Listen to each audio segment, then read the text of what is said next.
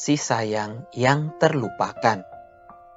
Di sebuah desa, tinggallah seorang ibu dengan 2 orang putrinya, Rini dan Tina. Rini, sang kakak, mempunyai wajah yang biasa-biasa saja. Sedangkan sang adik Tina memiliki wajah yang sangat cantik. Perbedaan wajah kedua putri itu menarik perhatian banyak orang. Banyak tetangga serta saudara mereka yang meramalkan bahwa Tina, sang adik yang cantik, pasti akan menjadi model atau bintang film sukses di masa depan. Namun tidak ada yang menaruh perhatian pada Rini, sang kakak yang berwajah biasa saja. Sang ibu, walaupun menyayangi keduanya, lama-kelamaan menjadi percaya omongan orang dan menaruh harapan besar pada Tina, anaknya yang cantik, untuk menjadi seorang bintang di masa depan. Tanpa sadar, ia banyak menghabiskan uang untuk les-les model dan akting bagi Tina. Membelikannya baju, make up, dan berbagai kemewahan lain untuk putri cantiknya tersebut. Dan kurang memperhatikan putrinya yang lain.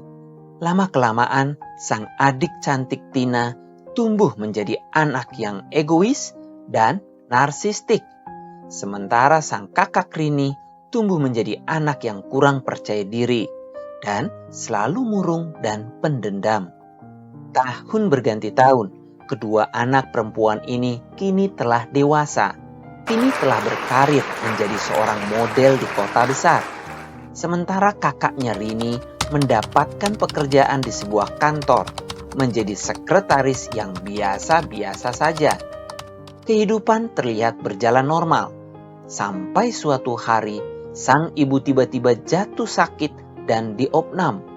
Setelah melakukan pemeriksaan, dokter berkata, "Bu, ginjal ibu bermasalah dan tidak bisa diobati. Satu-satunya jalan keluar adalah dengan melakukan transplantasi. Apakah ibu memiliki sanak saudara yang dapat dites untuk kecocokan ginjalnya? Jika sanak saudara itu bersedia, kita harus segera melakukan transplantasi demi kesembuhan ibu." Sang ibu sangat terkejut dan sedih mendengar hal ini. Ia pun segera menelpon kedua putrinya, Rini dan Tina. Dan keduanya segera datang ke rumah sakit. Setelah mendengar keterangan dokter, kedua putri ini terdiam. Ibu mereka bertanya dengan pedih, "Rini, Tina, hidup ibu akan terancam jika tidak segera transplantasi.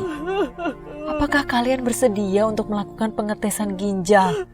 Dan jika ginjal kalian cocok, apakah kalian bersedia memberikan satu untuk ibu? Ibu tidak bisa memaksa kalian. Ini tergantung ketersediaan kalian." Rini dan Tina terdiam cukup lama. Mereka saling melirik. Bu, bagaimana kalau Kak Rini dulu yang dites ginjalnya? Kalau tidak cocok, baru aku dites. Masalahnya, aku lagi sibuk dengan pekerjaanku, Bu. Ini saja kesini aku sudah setengah mati minta cuti. Bahkan sempat dimarahi bosku, Bu. Sang ibu yang mendengar hal ini pun hancur hatinya. Air matanya mengalir dan ia mulai terisak. Ia tidak menyangka anak kesayangannya yang cantik, Tina, tega berkata seperti itu padanya. Tina pun menundukkan kepala, tidak berani melihat ibunya. Ibu lalu mengalihkan pandangan pada putri pertamanya, Rini, sambil mengusap air matanya. "Rini, nak, bagaimana denganmu? Apakah kamu bersedia menjalani tes ginjal itu?" Rini menatap ibunya dengan pandangan kosong. Perlahan ia berkata, "Tidak masalah, Ibu. Dari dulu toh Ibu tidak pernah menyayangiku. Dari dulu aku merasa hidupku ini tidak berarti. Tidak masalah 1 ginjalku atau 2 ginjalku diambil untuk Ibu, karena aku ini tidak berarti apapun." Mendengar kata-kata jujur dari putri pertamanya ini kembali membuat hati ibu hancur berkeping-keping. Ia menangis terisak-isak hingga Tina si putri kedua tidak tahan. Ia pun berdiri dan bergumam hendak keluar menelpon seseorang. Sementara Rini tetap duduk mematung di sana. Lama ia duduk menemani ibunya menangis tanpa berkata sepatah kata pun. Setelah tangis ibunya mereda, ia pun berkata, Ibu, sudah tidak usah menangis lagi. Aku bukan anak yang egois seperti Tina. Menurutku, sikap ibu selama inilah yang menyebabkan hal ini. Semuanya sudah terjadi, sudah terlambat, menyesal pun sudah tidak bisa. Sekarang ibu hanya memiliki 2 putri, Tina yang egois dan aku yang pendendam. Sudah lama hatiku ingin memberontak seperti ini pada sikap ibu yang pilih kasih. Tapi aku sadar, diriku bukanlah siapa-siapa. Karena Tina sudah pergi, ibu hanya bisa memilih aku, dan aku sudah bersedia untuk menyumbangkan ginjalku jika memang cocok. Terimalah diriku ini apa adanya, Bu, untuk sekali ini saja. ibunya kini hanya bisa menganggukkan kepalanya sambil kembali terisak. Ia pun memeluk Rini dengan sepenuh hati. Rini yang kaku perlahan berubah menjadi lembut dan membalas pelukan ibunya. Sudah, Bu, jangan menangis lagi. Aku akan lapor ke dokter sekarang untuk menjalani tes ginjal itu ya. Ibu pun mengangguk. Tak lama, Rini pun menjalani prosedur pengetesan ginjal. Dan untunglah, ternyata ginjalnya memang cocok. Ia dan ibunya pun menjalani operasi transplantasi ginjal. Dan operasi itu dinyatakan sukses. Sang ibu kini kembali sehat. Sebelum meninggalkan rumah sakit, ibu bertanya dengan tulus pada Rini.